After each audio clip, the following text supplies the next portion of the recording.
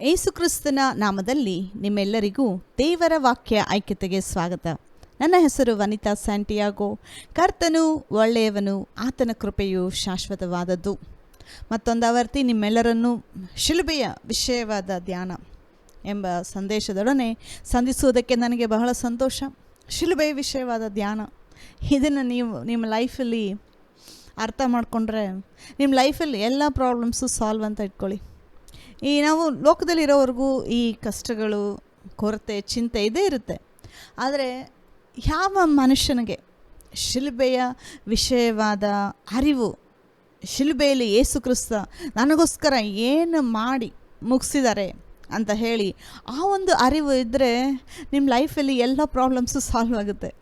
ಯಾಕೆಂದರೆ ಪ್ರತಿಯೊಬ್ಬ ಮನುಷ್ಯನ ಲೈಫಲ್ಲಿರೋ ಪ್ರಾಬ್ಲಮ್ನು ಯೇಸು ಕ್ರಿಸ್ತ ಶಿಲುಬೆ ಮೇಲೆ ಸಾಲ್ವ್ ಮಾಡಿದ್ದಾರೆ. ಆದರೆ ನಂಬುವವ್ರಿಗೆ ಅದು ವರ್ಕ್ ಆಗೋದು, ಅಯ್ಯೋ ಶಿಲುಬೆ ಮೇಲೆ ಯೇಸು ಕ್ರಿಸ್ತ ಸತ್ರು, ನನಗೇನಾಗುತ್ತೆ ಅಂದರೆ ಅದು ವರ್ಕ್ ಆಗಲ್ಲ. ಆ ಒಂದು ವಿಷಯದಲ್ಲಿ ಆಳವಾಗಿ ಧ್ಯಾನ ಮಾಡುವಾಗ, ಆ ಒಂದು ವಿಷಯವಾದ ಅರಿವು, ಜ್ಞಾನ ಬರುವಾಗ ಆವಾಗ ನಿಮಗೆ ಬಿಡುಗಡೆ. ಯೇಸು ಕ್ರಿಸ್ತ ಹೊಸ ಒಡಂಬಡಿಕೆಯಲ್ಲಿ ಹೇಳಿದ್ದಾರೆ, ಸತ್ಯವನ್ನು ಅರಿತುಕೊಳ್ಳಿರಿ, ಸತ್ಯವು ನಿಮಗೆ ಬಿಡುಗಡೆ ಕೊಡುವುದು. ಆ ಒಂದು ಸತ್ಯವನ್ನು ಅರಿತುಕೊಳ್ಳೋದಕ್ಕೆ ನಾವು ಪ್ರಯಾಸ ಪಡಬೇಕಾಗಿರೋದು.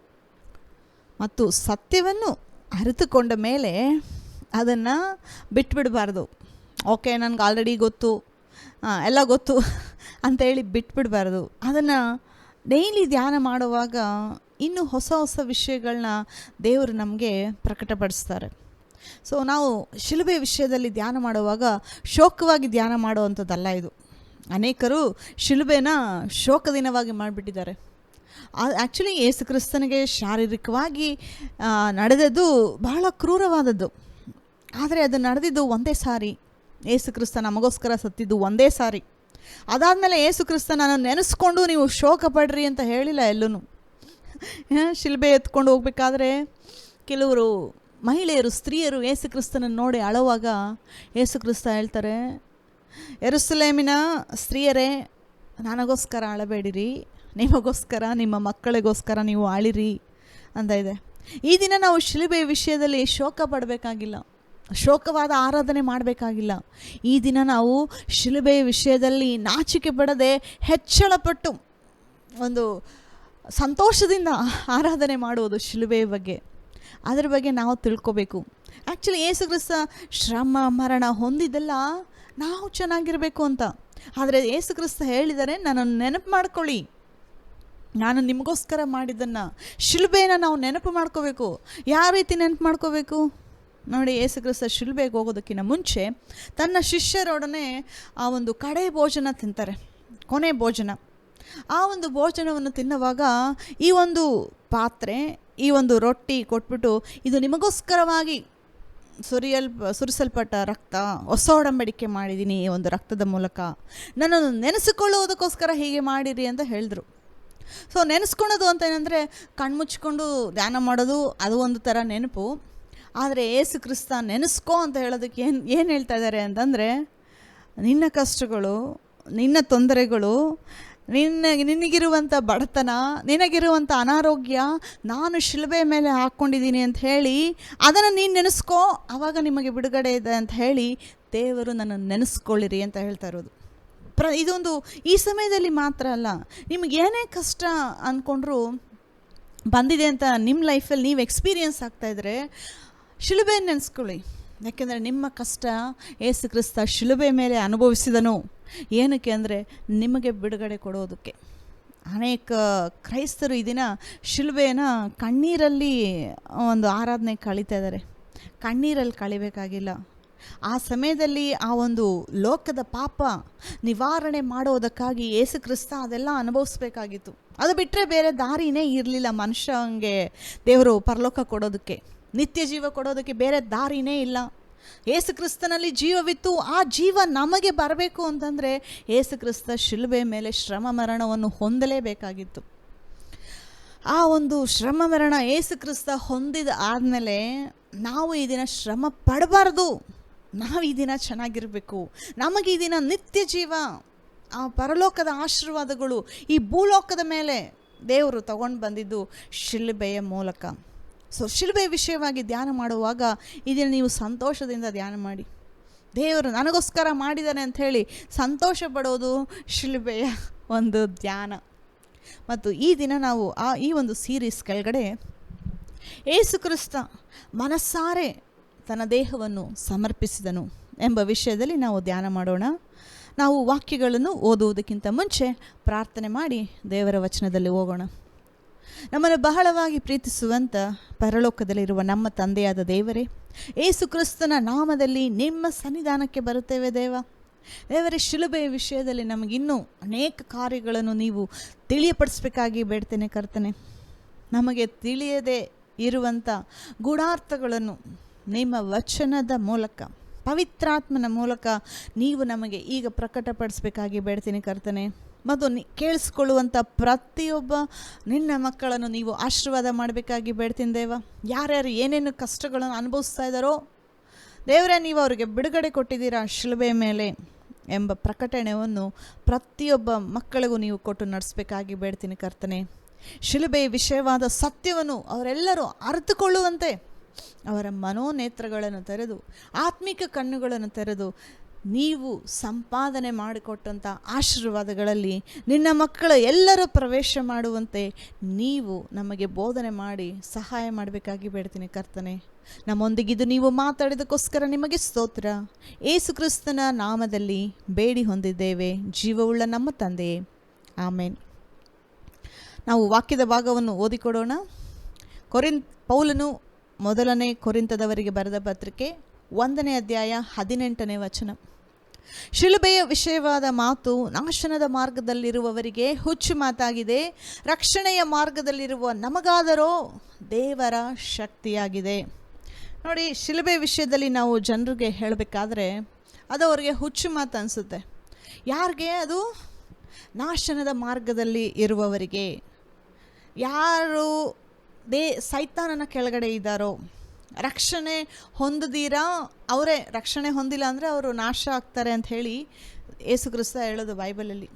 ನಾಶನದ ಮಾರ್ಗದಲ್ಲಿರುವವರಿಗೆ ಅಂದರೆ ಅನ್ಬಿಲೀವರ್ಸ್ಗೆ, ದೇವರನ್ನು ಅರಿತುಕೊಳ್ಳದ ಮಕ್ಕಳಿಗೆ ಶಿಲುಬೆಯ ವಿಷಯವಾದ ಮಾತು ಹುಚ್ಚು ಮಾತಾಗಿದೆ. ಆದರೆ ಅದೇ ಶಿಲುಬೆ ಯಾರು ನಂಬ್ತಾರೋ, ಆ ಶಿಲುಬೆಯನ್ನು ಹಾಸ್ಯ ಮಾಡ್ದಿರಾ, ಆ ಶಿಲುಬೆಯನ್ನು ರಿಜೆಕ್ಟ್ ಮಾಡ್ದಿರಾ, ಆ ಶಿಲುಬೆಯ ವಿಷಯವಾಗಿ ಲೈಟಾಗಿ ಮಾತಾಡ್ದಿರ, ಆ ಶಿಲುಬೆ ಯಾಕೆ ಯೇಸು ಕ್ರಿಸ್ತ ಅಷ್ಟು ಶ್ರಮ ಮರಣವನ್ನು ಅನುಭವಿಸ್ಬೇಕಾಗಿತ್ತು, ಯಾಕೆ ಒಬ್ಬ ನೀತಿವಂತನಾದ ಮನುಷ್ಯ ಆ ರೀತಿ ಶ್ರಮೆ ಅನುಭವಿಸ್ಬೇಕಾಗಿತ್ತು ಅಂತ ಹೇಳಿ ಸ್ವಲ್ಪ ಕುತ್ಕೊಂಡು ಧ್ಯಾನ ಮಾಡುವಾಗ ದೇವರವ್ರಿಗೆ ಮಾತಾಡ್ತಾರೆ. ಆದರೆ ನಾವು ನಂಬಿದ್ದೀವಿ ಆ ಒಂದು ಶ್ರಮ ಮರಣ ಯೇಸು ಕ್ರಿಸ್ತ ಅನುಭವಿಸಿದ್ದು ನನಗೋಸ್ಕರ ಅಂತ ಹೇಳಿ ನಂಬುವಾಗ ಅದು ದೇವರ ಶಕ್ತಿಯಾಗಿದೆ. ನೋಡಿ, ಒಂದೇ ಶಿಲುಬೆ, ಆದರೆ ಅನ್ಯ ಜನರಿಗೆ ಅವರು ಬೇರೆ ಥರ ನೋಡ್ತಾ ಇದ್ದಾರೆ, ಅದನ್ನು ಒಂದು ವೀಕಾಗಿ ನೋಡ್ತಾ ಇದ್ದಾರೆ. ಆದರೆ ನಾವು ಅದನ್ನು ಶಕ್ತಿಯಾಗಿ ನೋಡ್ತಾ ಇದ್ದೀವಿ. ಅದು ಪವರ್ಫುಲ್. ನಂಬುವವರಿಗೆ ಶಿಲುಬೆ ಅನ್ನೋದು ಪವರ್ಫುಲ್ ವಿಷಯ, ಶಿಲುಬೆ ಅನ್ನೋದು ಶಕ್ತಿಯಾದ ವಿಷಯ. ದೇವರು ನಮಗೆ ಬಿಡುಗಡೆ ಕೊಟ್ಟಂಥ ಶಿಲುಬೆ, ಆ ರೀತಿ ನಾವು ನೋಡುವಾಗ ನಮಗದು ಶಕ್ತಿಯಾಗಿದೆ. ಅದೇ ನೋಡಿ, ದೇವರು ಅನ್ಬಿಲೀವರ್ಸ್ಗೂ ಬಿಲೀವರ್ಸ್ಗೂ ಇರುವಂಥ ವ್ಯತ್ಯಾಸ. ಆದರೆ ಅನ್ಬಿಲೀವರ್ಸ್ ಕೂಡ ನಂಬಿದ್ರೂ ಬದಲಾವಣೆ ಆಗುತ್ತೆ, ಆದರೆ ನಂಬೋದಕ್ಕೆ ಅವರಿಗೆ ಆಯ್ಕೆ ಮಾಡಬೇಕು. ಸೊ ವ್ಯತ್ಯಾಸ ಎಲ್ಲಿದೆ ಅಂತಂದರೆ ನಂಬೋದರಲ್ಲಿ. ಶಿಲುಬೆಯನ್ನು ನಂಬುವಾಗ ನಿಮಗೆ ಅದು ಬಿಡುಗಡೆ ಇದೆ, ಆದರೆ ಅದು ನಂಬದೇ ಇರೋವಾಗ ಬಿಡುಗಡೆ ಇಲ್ಲ. ಮತ್ತು ಇನ್ನೊಂದು ಕಂಟಿನ್ಯೂಸ್ ಓದೋಣ ವಚನ. ಯಹೂದ್ಯರು ಸೂಚಕ ಕಾರ್ಯಗಳನ್ನು ಕೇಳುತ್ತಾರೆ, ಗ್ರೀಕರು ಜ್ಞಾನವನ್ನು ಹುಡುಕಾತಾರೆ. ನಾವಾದರೋ ಶಿಲುಬೆಗೆ ಹಾಕಿಸಲ್ಪಟ್ಟವನಾದ ಕ್ರಿಸ್ತನನ್ನು ಪ್ರಚುರಪಡಿಸುತ್ತೇವೆ. ಇಂಥ ಕ್ರಿಸ್ತನ ಸಂಗತಿಯು ಯಹೂದ್ಯರಿಗೆ ವಿಘ್ನವು, ಅನ್ಯಜನರಿಗೆ ಹುಚ್ಚುಮಾತು ಆಗಿದೆ. ಆದರೆ ದೇವರಿಂದ ಕರೆಸಿಕೊಂಡವರು ಯಹೂದ್ಯರಾಗಲಿ ಗ್ರೀಕರಾಗಲಿ ಅವರಿಗೆ ಇಂಥವನು ದೇವರ ಶಕ್ತಿಯು ದೇವರ ಜ್ಞಾನವೂ ಆಗಿರುವ ಕ್ರಿಸ್ತನು. ನೋಡಿ, ಅನೇಕ ಯಹೂದ್ಯರು ಕೂಡ ಯೇಸು ಕ್ರಿಸ್ತನ ನಂಬಿದ್ದಾರೆ. ಅನೇಕ ಗ್ರೀಕರು ಅಂದರೆ ಅನ್ಯಜನರು, ನಾವು ಸಹ ಯೇಸು ಕ್ರಿಸ್ತನ ನಂಬಿದ್ದೀವಿ. ಸೊ ಗ್ರೀಕರಾಗಲಿ ಯಹೂದ್ಯರಾಗಲಿ ಯಾರೇ ಆಗಲಿ ನಂಬುವವರಿಗೆ ಯೇಸು ಕ್ರಿಸ್ತನು ಯಾರು ಅಂತಂದರೆ ದೇವರ ಜ್ಞಾನವು ದೇವರ ಶಕ್ತಿಯು. ಸೊ ಶಿಲುಬೆ ವಿಷಯದಲ್ಲಿ ನಾವು ಹೆಚ್ಚಳ ಪಡ್ತೀವಿ, ಶಿಲುಬೆ ವಿಷಯದಲ್ಲಿ ನಾವು ನಾಚಿಕೆ ಪಡುವುದಿಲ್ಲ. ಯಾಕೆ ಅಂದರೆ ಅದು ದೇವರ ಬಲವು ದೇವರ ಶಕ್ತಿಯೂ ಆಗಿದೆ. ಯಾರಿಗೆ? ನಂಬುವವರಿಗೆ ಮಾತ್ರ. ನಂಬದೇ ಇರೋರು ಹಾಸ್ಯ ಮಾಡ್ತಾರೆ, ಯಾಕಂದರೆ ಗೊತ್ತಿಲ್ಲ ಅವ್ರಿಗೆ ಅದ್ರ ಬಗ್ಗೆ. ಆದರೆ ನಂಬುವವರಿಗೆ ಅದು ದೇವರ ಶಕ್ತಿ, ನಂಬುವವರಿಗೆ ಬಿಡುಗಡೆ, ನಂಬುವವರಿಗೆ ಅವ್ರ ಲೈಫಲ್ಲಿ ಬದಲಾವಣೆಗಳು, ಆಶೀರ್ವಾದಗಳು ಬರುತ್ತೆ ಅಂತಲೇ ಹೇಳಿ ದೇವರು ನಮಗೆ ಈ ವಚನ ಈ ದಿನ ಮಾತಾಡ್ತಾ ಇರೋದು. ನೋಡಿ, ಈ ದಿನ ನಾವು ಯೇಸು ಕ್ರಿಸ್ತ ಮನಸ್ಸಾರೆ ತನ್ನ ದೇಹವನ್ನು ಶಿಲುಬೆ ಮೇಲೆ ಸಮರ್ಪಿಸಿದನು ಎಂಬ ವಿಷಯದಲ್ಲಿ ನಾವು ಧ್ಯಾನ ಮಾಡೋಕ್ಕೆ ಹೋಗೋಣ. ನೋಡಿ, ಒಂದು ವೇಳೆ ಯೇಸು ಕ್ರಿಸ್ತ ಶಿಲುಬೆಗೆ ಹೋಗಬಾರ್ದು ಅಂತ ಹೇಳಿ ಅವ್ರು ಅಂದ್ಕೊಂಡಿದ್ದಿದ್ರೆ ಯಾರೂ ಯೇಸು ಕ್ರಿಸ್ತನ ಶಿಲುಬೆಗೆ ಕಳ್ಸೋಕ್ಕಾಗ್ತಾ ಇರಲಿಲ್ಲ. ಇನ್ನೂ ಹೇಳಬೇಕಂದ್ರೆ ತಂದೆ ಕೂಡ ಯೇಸು ಕ್ರಿಸ್ತನನ್ನು ಫೋರ್ಸ್ ಮಾಡಿ ಹೋಗು ನೀನು ಅವ್ರಿಗೋಸ್ಕರ ಸಾಯಿ ಅಂಥೇಳಿ ಪರಲೋಕದಿಂದ ಕಳಿಸಿ ಫೋರ್ಸಾಗಿ ಕಳಿಸಿಲ್ಲ ಯೇಸು ಕ್ರಿಸ್ತನ. ಯೇಸು ಕ್ರಿಸ್ತ ನಮಗೋಸ್ಕರ ಮನಸ್ಸಾರೆ ಇಷ್ಟಪಟ್ಟು ಬಂದಂಥದ್ದು ಲೋಕಕ್ಕೆ. ಆತನು ದೇವಾದಿದೇವ, ರಾಜಾದಿರಾಜ, ಸರ್ವವನ್ನು ಆಳುವ ಸರ್ವಶಕ್ತನು ಇದು ಮಾಡಿದ್ದು ಏಕೆಂದರೆ ಮನುಷ್ಯನ ಪಾಪ ಬಿಡುಗಡೆಗೋಸ್ಕರ. ನಾವಿಲ್ದಿರ ಯೇಸು ಕ್ರಿಸ್ತನಿಗೆ ಪರಲೋಕ ಬೇಡ ಅಂತ ಹೇಳಿ ನಮಗೋಸ್ಕರ ಭೂಲೋಕಕ್ಕೆ ಬಂದರು. ಯಾಕೆಂದರೆ ನಾವು ಆತನ ಜೊತೆ ಇರಬೇಕು ಅಂತ ಹೇಳಿ ಯೇಸು ಕ್ರಿಸ್ತನಿಗೆ ಕುಟುಂಬ ಬೇಕು, ತನ್ನ ಮಕ್ಕಳು ಬೇಕು, ಮನುಷ್ಯರು ಬೇಕು.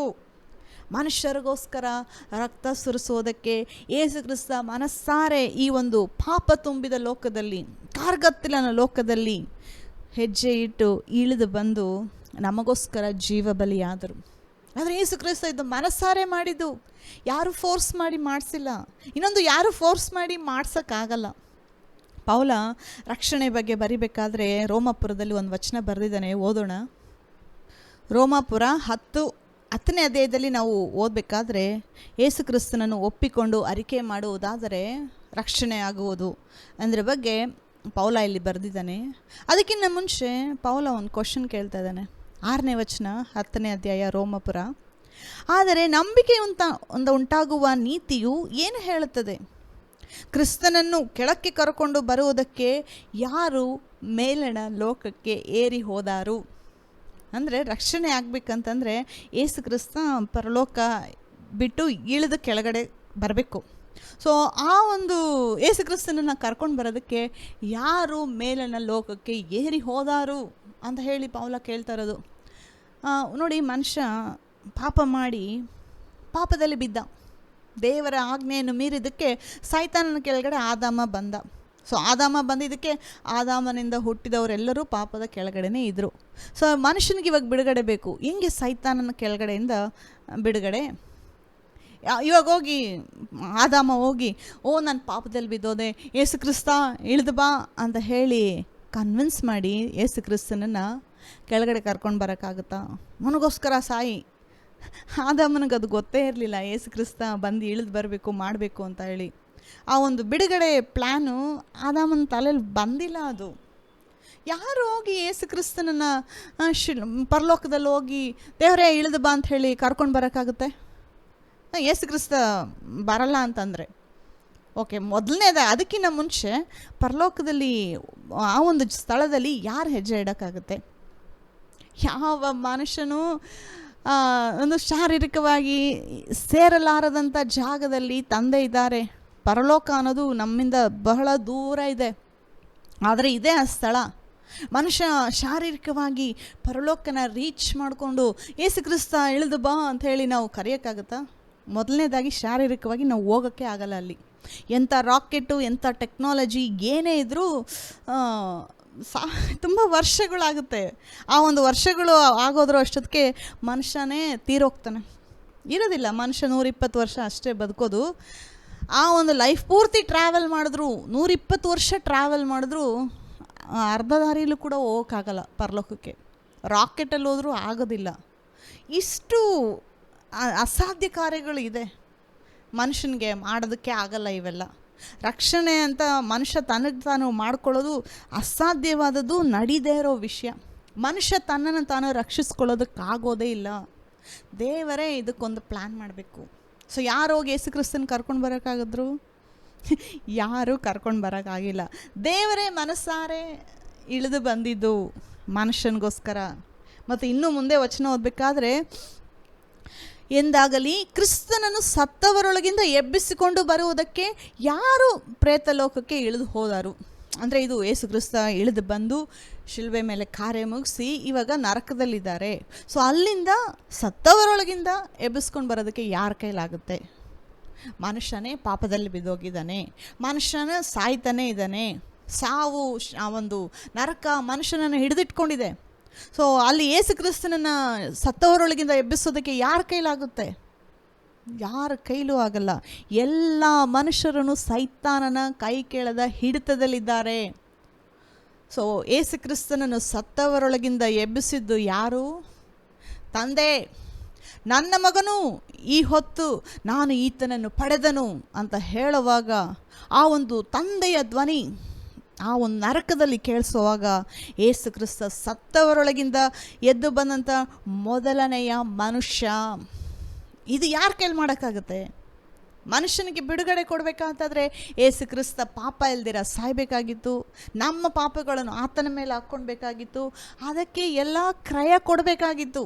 ಎಲ್ಲ ಕ್ರಯ ಕೊಟ್ಟು ಯೇಸು ಕ್ರಿಸ್ತ ಸತ್ತಿದಾದಮೇಲೆ ಎಬ್ಬಿಸೋದಕ್ಕೆ ತಂದೆನೇ ಮಾಡಬೇಕಾಯಿತು ಕಾರ್ಯ.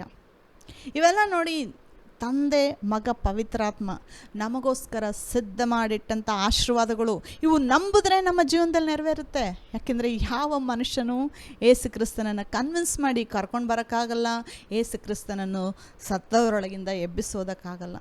ಸೊ ತಂದೆ ಮಾಡಿದ ಪ್ಲ್ಯಾನ್ ಇದು. ಯೇಸು ಕ್ರಿಸ್ತ ನಮಗೆ ನೆರವೇರಿಸ್ಕೊಟ್ರು. ಪವಿತ್ರಾತ್ಮ ಈ ದಿನ ನಮ್ಮನ್ನು ಅವುಗಳನ್ನು ಹೊಂದಿಕೊಳ್ಳುವಂತೆ ಸಹಾಯಕನಾಗಿ ದೇವರು ಪವಿತ್ರಾತ್ಮ ನಮಗೆ ಕೊಟ್ಟಿದ್ದಾರೆ. ಸೊ ಎಲ್ಲ ಮನುಷ್ಯನನ್ನು ಮೈಂಡಲ್ಲಿ ಇಟ್ಕೊಂಡು ದೇವರು ಇದು ಮಾಡಿದ್ದು.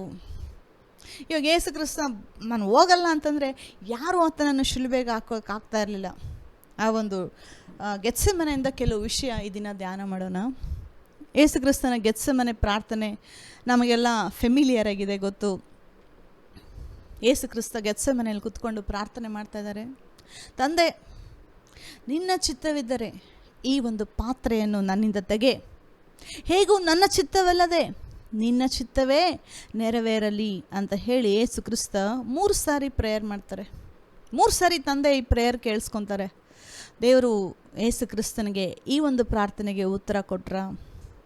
ತಂದೆ ಸೈಲೆಂಟ್ ಆಗಿದ್ದಾರೆ ಯೇಸು ಕ್ರಿಸ್ತ ಪ್ರಾರ್ಥನೆ ಮಾಡಾದ್ಮೇಲೂ. ಇದಕ್ಕಿಂತ ಮುಂಚೆ ಎಷ್ಟೊಂದು ಸಾರಿ ಯೇಸು ಕ್ರಿಸ್ತ ಪ್ರೇಯರ್ ಮಾಡಿದ್ದಾರೆ, ಎಲ್ಲ ಸರಿ ಉತ್ತರ ಸಿಕ್ಕಿದೆ. ನಿನ್ನ ಮಗನನ್ನು ಘನಪಡಿಸು ಅಂತ ಹೇಳುವಾಗ ನಾನು ಘನಪಡಿಸಿದ್ದೇನೆ, ಮತ್ತೆ ಘನಪಡಿಸುತ್ತೇನೆ ಅಂತ ಹೇಳಿ ತಂದೆ ಧ್ವನಿ ಕೇಳ್ತಾರೆ ದೇವರು.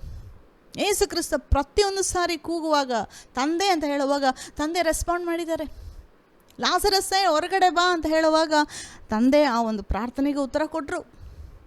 ಎಲ್ಲ ಸಮಯದಲ್ಲೂ ಎಲ್ಲ ಪ್ರಾರ್ಥನೆಗೂ ಯೇಸು ಕ್ರಿಸ್ತನ ಪ್ರಾರ್ಥನೆಗೆ ತಂದೆ ಉತ್ತರ ಕೊಟ್ಟಿದ್ದಾರೆ. ಆದರೆ ಈ ಒಂದು ಗೆತ್ಸೆಮನೆ ಪ್ರಾರ್ಥನೆಯಲ್ಲಿ ತಂದೆ ಆ ಪಾತ್ರೆಯನ್ನು ತೆಗಿತಾ ಇಲ್ಲ ಯೇಸು ಕ್ರಿಸ್ತನಿಂದ. ಅಂದರೆ ಯೇಸು ಕ್ರಿಸ್ತ ಹೇಳ್ತಾ ಇದ್ದಾರೆ, ನನ್ನ ಚಿತ್ತ ಅಲ್ದಿರ ನಿನ್ನ ಚಿತ್ತ ಆಗಲಿ, ಸಾಧ್ಯವಾದರೆ ಇದು ಮಾಡು ಅಂತ ಹೇಳಿ ತಂದೆ ಹತ್ರ ಪ್ರೇಯರ್ ಮಾಡ್ತಾ ಇದ್ದಾರೆ. ತಂದೆ ಏನೂ ರೆಸ್ಪಾಂಡ್ ಮಾಡಿಲ್ಲ. ಯಾಕೆ ಅಂತಂದರೆ ಯೇಸು ಕ್ರಿಸ್ತ ಒಬ್ಬನೇ ದಾರಿ. ಪರಿಶುದ್ಧ ರಕ್ತ ಅನ್ನೋದು ಯೇಸು ಕ್ರಿಸ್ತನಲ್ಲಿ ಮಾತ್ರ ಇರೋದು, ಬೇರೆ ಯಾವುದೂ ದಾರಿ ಇಲ್ಲ. ಒಂದು ವೇಳೆ ಬೇರೆ ಯಾವುದನ್ನ ದಾರಿ ಇದ್ದಿದ್ರೆ, ಯೇಸು ಕ್ರಿಸ್ತನ ಶಿಲುಬೆಗೆ ಕಳಿಸ್ಬಾರ್ದು ಅಂತ ಇದ್ದಿದ್ರೆ ತಂದೆ ಏನು ಮಾಡ್ತಾ ಇರಲಿಲ್ವಾ? ಇಷ್ಟು ಬೆಳ್ಳಿ, ಇಷ್ಟು ಬಂಗಾರ, ಇಷ್ಟು ಡೈಮಂಡು ಮನುಷ್ಯನ ಪಾಪದಿಂದ ಬಿಡುಗಡೆ ಮಾಡಿಸಿದ್ರೆ ತಂದೆ ಹತ್ರ ಇರಲಿಲ್ವಾ ಬೆಳ್ಳಿ ಬಂಗಾರ ಕೊಡೋದಕ್ಕೆ? ಯಾಕೆಂದರೆ ಮನುಷ್ಯನ ಬಿಡುಗಡೆ ಬೆಳ್ಳಿ ಬಂಗಾರದಿಂದ, ಆಸ್ತಿ ಅಂತಸ್ತಿಂದ ಬಿಡುಗಡೆ ಮಾಡೋದಕ್ಕಾಗಲ್ಲ. ಪರಿಶುದ್ಧ ರಕ್ತಧಾರೆ ಇಲ್ಲದೆ ಪಾಪ ನಿವಾರಣೆ ಇಲ್ಲವೇ ಇಲ್ಲ. ಆದರೆ ಪರಿಶುದ್ಧ ರಕ್ತ ಯೇಸು ಕ್ರಿಸ್ತನಲ್ಲಿ ಮಾತ್ರ ಇದ್ದಿದ್ದು.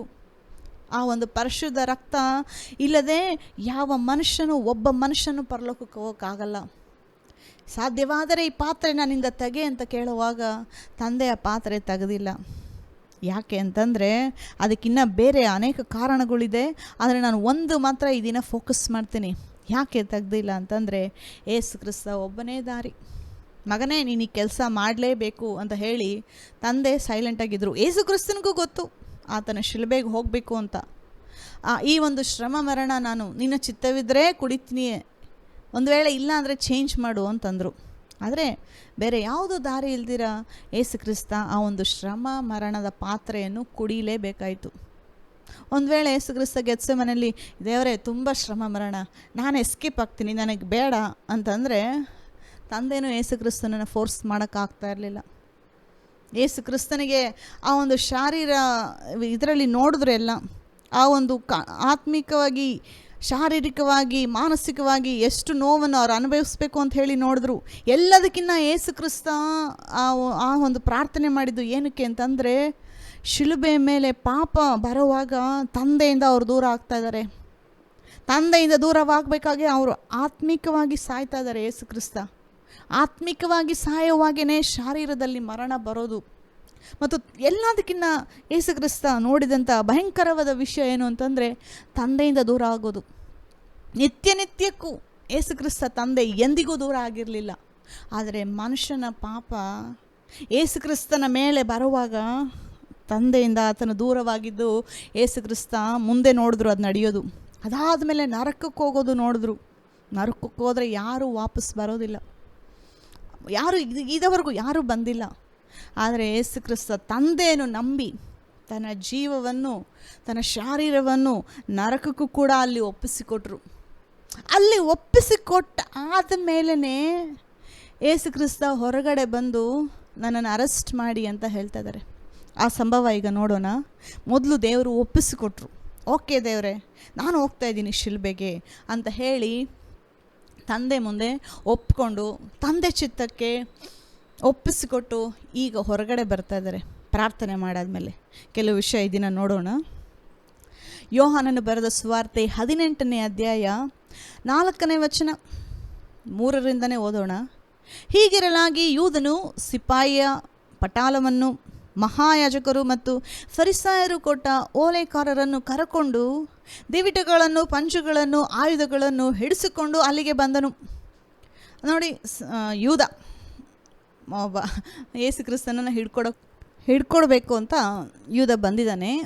ಅನೇಕ ಸಿಪಾಯಿಗಳನ್ನು, ಮಿಲಿಟ್ರಿ ಜನರಲ್ಸು, ಆಫೀಸರ್ಸು, ಆಯುಧಗಳು ಮತ್ತು ಅನೇಕ ದಿವಿಟಿಗಳು, ಕತ್ತಿಗಳು, ಇಷ್ಟು ಅನೇಕ ಗುಂಪಾಗಿ ಜನರು ಬಂದಿದ್ದಾರೆ.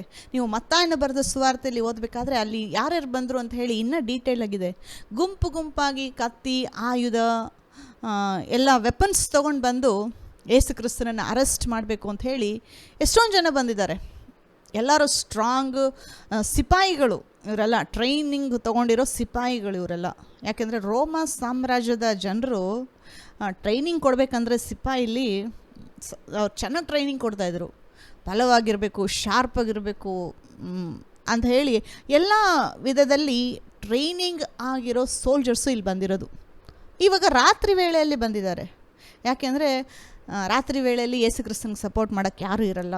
ನಾವು ಹೋಗಿ ಹಿಡ್ಕೊಂಡು ಬಂದ್ಬಿಡೋಣ ಅಂತ ಹೇಳಿ ಆ ಒಂದು ಹಿಡಿಬೇಕು ಅನ್ನೋ ಪ್ಲ್ಯಾನಲ್ಲಿ ಎಷ್ಟೊಂದು ಜನ ಬಂದಿದ್ದಾರೆ, ಗುಂಪಾಗಿ ಬಂದಿದ್ದಾರೆ. ಆಯುಧಗಳಿದೆ. ಯಾಕೆಂದರೆ ಯೇಸು ಕ್ರಿಸ್ತನನ್ನು ಹಿಡಿಬೇಕು ಅಂತೇಳಿ ಅನೇಕ ಸಾರಿ ಪ್ರಯಾಸ ಪಟ್ಟಿದ್ದಾರೆ, ಅನೇಕ ಸಾರಿ ಟ್ರೈ ಮಾಡಿದ್ದಾರೆ, ಆದರೆ ನಡೆದಿಲ್ಲ. ಯಾಕೆಂದರೆ ಈ ಒಂದು ಸಮಯ, ಯೇಸು ಕ್ರಿಸ್ತ ಶಿಲುಬೆಗೆ ಹೋಗೋ ಸಮಯ ಇನ್ನೂ ಬಂದಿರಲಿಲ್ಲ. ಅದಕ್ಕೆ ಅವ್ರು ಹಿಡಿಯೋಕ್ಕಾಗಿಲ್ಲ. ಆದರೆ ಯೇಸು ಕ್ರಿಸ್ತ ನೋಡಿ, ಒಂದು ವಚನ ಇಲ್ಲಿ ಓದೋಣ, 4ನೇ ವಚನ. ಆಗ ಯೇಸು ತನ್ನ ಮೇಲೆ ಬರುವುದನ್ನೆಲ್ಲ ತಿಳಿದು, ಅಂದರೆ ಯೇಸು ಕ್ರಿಸ್ತನಿಗೆ ಗೊತ್ತು ಇನ್ನೇನಾಗುತ್ತೆ ನೆಕ್ಸ್ಟು ಅಂತ ಹೇಳಿ, ತನ್ನ ಮೇಲೆ ಬರುವುದು ಅಂದರೆ ಈಗ ಯೇಸು ಕ್ರಿಸ್ತ ಇದಕ್ಕೆ ಮುಂಚೆನೇ ಎಷ್ಟೊಂದು ಸಾರಿ ಹೇಳಿದ್ರಲ್ವ, ಮನುಷ್ಯ ಕುಮಾರನು ಪಾಪಿಗಳ ಕೈಗೆ ಕೊಡಲ್ಪಡ್ತಾರೆ, ಅವರು ಆತನನ್ನು ಶಿಲುಬೆಗೆ ಹಾಕ್ತಾರೆ, 3ನೇ ದಿನ ಎದ್ದೇಳ್ತಾರೆ. ಇದೆಲ್ಲ ಯೇಸು ಕ್ರಿಸ್ತ ಹೇಳ್ಕೊಂಡೇ ಬರ್ತಾಯಿದ್ರು. ಆದರೆ ಇವಾಗ ಸಮಯ ಬಂದಿದೆ, ಅದು ನೆರವೇರೋ ಸಮಯ. ಆಗ ಯೇಸು ತನ್ನ ಮೇಲೆ ಬರುವುದನ್ನೆಲ್ಲ ತಿಳಿದು ಹೊರಗೆ ಹೋಗಿ, ನೀವು ಯಾರನ್ನು ಹುಡುಕುತ್ತೀರಿ ಎಂದು ಅವರನ್ನು ಕೇಳಿದನು. ಇದೆಲ್ಲ ನನ್ನನ್ನು ಹಿಡಿಯಕ್ಕೆ ಬರ್ತಾ ಇದ್ದಾರೆ, ನನ್ನನ್ನು ಅರೆಸ್ಟ್ ಮಾಡೋಕ್ಕೆ ಬರ್ತಾ ಇದ್ದಾರೆ, ನನ್ನ ಶಿಲುಬೆಗೆ ಹಾಕ್ತಾರೆ ಅಂತ ಹೇಳಿ ಯೇಸು ಕ್ರಿಸ್ತನಿಗೆ ಮುಂಚೆ ಗೊತ್ತಿತ್ತಾ ಇಲ್ವಾ? ಅವ್ರು ಇಲ್ಲಿಗೆ ಬರೋದು ಯೇಸು ಕ್ರಿಸ್ತನಿಗೆ ಮುಂಚೆ ಗೊತ್ತಿತ್ತಾ ಇಲ್ವಾ? ಎಲ್ಲ ಗೊತ್ತಿತ್ತು ಯೇಸು ಕ್ರಿಸ್ತನಿಗೆ. ಗೊತ್ತಿರೋ ಮನುಷ್ಯ ಶಿಲುಬೆಗೆ ಹೋಗಬಾರ್ದು ಅಂತಂದರೆ ಇನ್ನೇನು ಅವ್ರು ಬರೋದಕ್ಕಿಂತ ಮುಂಚೆ ಯೇಸು ಕ್ರಿಸ್ತ ಎಸ್ಕೇಪ್ ಆಗಿ ಅಲ್ಲಿಂದ ಹೋಗಿರ್ಬೋದಾಗಿತ್ತಲ್ಲ. ಇಲ್ಲ, ಗೊತ್ತಿರೋದು ಎಲ್ಲ ಗೊತ್ತಾಗಿತ್ತು ಯೇಸು ಕ್ರಿಸ್ತನಿಗೆ. ಎಲ್ಲ ತಿಳಿದ ಮೇಲೆ ಹೋಗಿ ಅವ್ರನ್ನೇ ಕೇಳ್ತಿದ್ರೆ, ಯಾರನ್ನು ಹುಡುಕ್ತಾ ಇದ್ದೀರಾ? ಅವ್ರು ಹುಡುಕ್ತಾ ಇದ್ದಾರೆ ಯೇಸು ಕ್ರಿಸ್ತನ. ಯೇಸು ಕ್ರಿಸ್ತ ಹೆಲ್ಪ್ ಮಾಡ್ತಾ ಇದ್ದಾರೆ, ಯಾರನ್ನು ಹುಡುಕ್ತಾ ಇದ್ದೀರಾ ಅಂತ ಹೇಳಿ. ಆವಾಗ ನಾವು ನಜರೇತಿನ ಯೇಸು ಕ್ರಿಸ್ತನನ್ನು ಹುಡುಕ್ತಾ ಇದ್ದೀವಿ ಅಂತಂದರು. ಆಗ ಯೇಸು ಕ್ರಿಸ್ತ ಹೇಳ್ತಾರೆ, ನಾನೇ ಅರೆಸ್ಟ್ ಮಾಡಿ ಅಂತ ಹೇಳ್ತಾರೆ. ಆದರೆ ಇದಕ್ಕಿಂತ ಮುಂಚೆ ಒಂದು ಸಂಭವ ಅಲ್ಲಿ ನಡೀತು, ಅದನ್ನು ನಾನು ನಿಮ್ಮ ಒಂದು ಗಮನಕ್ಕೆ ತರಬೇಕು ಅಂತ ಹೇಳಿ ಇಷ್ಟಪಡ್ತೀನಿ. ಯೇಸು ಕ್ರಿಸ್ತ ನಾನೇ ಅಂತ ಹೇಳುವಾಗ ಕೆಲವು ಥಿಂಗ್ಸ್ ನಡೀತು ಅಲ್ಲಿ, ಅದು ಓದೋಣ.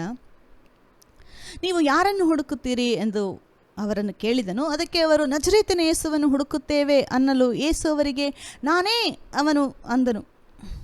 ಆತನನ್ನು ಹಿಡುಕೊಡುವ ಯೂದನು ಸಹ ಅವರ ಸಂಗಡ ನಿಂತಿದ್ದನು. ಆತನು ಅವರಿಗೆ, ನಾನೇ ಅವನು ಎಂದು ಹೇಳಿದಾಗ ಅವರು ಹಿಂದಕ್ಕೆ ಸರಿದು ನೆಲದ ಮೇಲೆ ಬಿದ್ದರು ಅಂತ ಹೇಳಿ ಓದ್ವಿ ಇಲ್ಲಿ. ನಾನೇ ಅಂತ ಹೇಳಿ ಕೇಳಿಸ್ಕೊಂಡಿದ್ದ ತಕ್ಷಣ ಇಷ್ಟು ಜನ ಗುಂಪು ಗುಂಪಾಗಿ ಬಂದಂಥ ಈಟಿಗಳನ್ನು, ತಿವಿಟಗಳನ್ನು, ಆಯುಧಗಳನ್ನು, ಎಲ್ಲ ಕತ್ತಿಗಳನ್ನು ತೆಗೆದುಕೊಂಡು ಬಂದಂಥ ಜನ ಹಿಂದಕ್ಕೆ ಸರಿದು ಹೋಗಿ ನೆಲದ ಮೇಲೆ ಬಿದ್ದರು ಅಂತ ಹೇಳಿ ನಾವು ಓದ್ತೀವಿ. ಹೇಗಾಯಿತು ಇದು? ಕೆಲವರು ಅಂತಾರೆ, ಎಲ್ಲ ಅವರು ಯೇಸುಕ್ರಿಸ್ತನ ಮುಂದೆ ಬಗ್ಗಿ ಆರಾಧನೆ ಮಾಡಿದ್ರು, ಯೇಸುಕ್ರಿಸ್ತ ನಾನೇ ಅಂತ ಹೇಳಿದ ತಕ್ಷಣ ಅಂತ ಹೇಳಿ ಕೆಲವರು ಅಂತಾರೆ. ಆ್ಯಕ್ಚುಲಿ ಅದೆಲ್ಲ ಆ ದಿನ ಅಲ್ಲಿ ನಡೆದಿದ್ದು.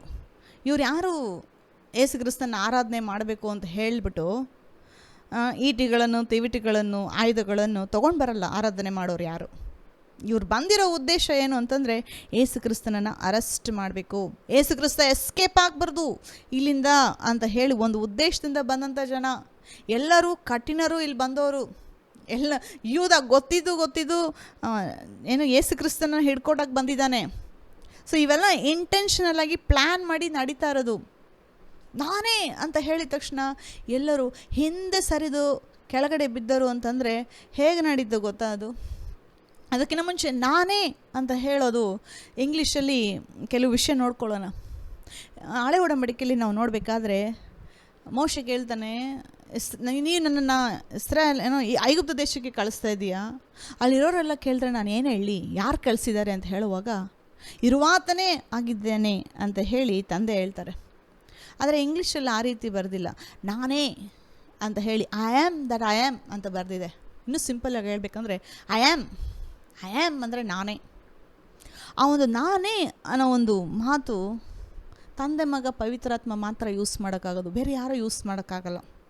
ಎಷ್ಟೋ ಸಾರಿ ಯೇಸು ಕ್ರಿಸ್ತ ಹೊಸ ಒಡಂಬಡಿಕೆಯಲ್ಲಿ ಹೇಳಿದ್ದಾರೆ, ನಾನೇ ಪುನರುತ್ಥಾನವೂ ಜೀವವೂ ಆಗಿದ್ದೇನೆ, ನಾನೇ ಮಾರ್ಗವೂ ಸತ್ಯವೂ ಜೀವವೂ, ನಾನೇ ಪರಲೋಕದಿಂದ ಇಳಿದು ಬಂದಂಥ ರೊಟ್ಟಿ, ನಾನೇ ಒಳ್ಳೆ ಕುರುಬನು. ನಾನೇ ಅಂತ ಹೇಳೋದು ಒಂದು ಸ್ಟ್ರಾಂಗ್ ಸ್ಟೇಟ್ಮೆಂಟು, ಅದು ಪವರ್ಫುಲ್ ಸ್ಟೇಟ್ಮೆಂಟು. ತ್ರಯೇಕ ದೇವರು ಮಾತ್ರ ಯೂಸ್ ಮಾಡೋಕ್ಕಾಗೋದು. ನಾನೇ ಅಂತ ಹೇಳಿದ ತಕ್ಷಣ ಇವರೆಲ್ಲ ಹಿಂದೆ ಸರಿದು ಬಿದ್ದರು ಅಂತಂದರೆ ಅಲ್ಲಿ ಏನು ನಡೀತು ಗೊತ್ತಾ?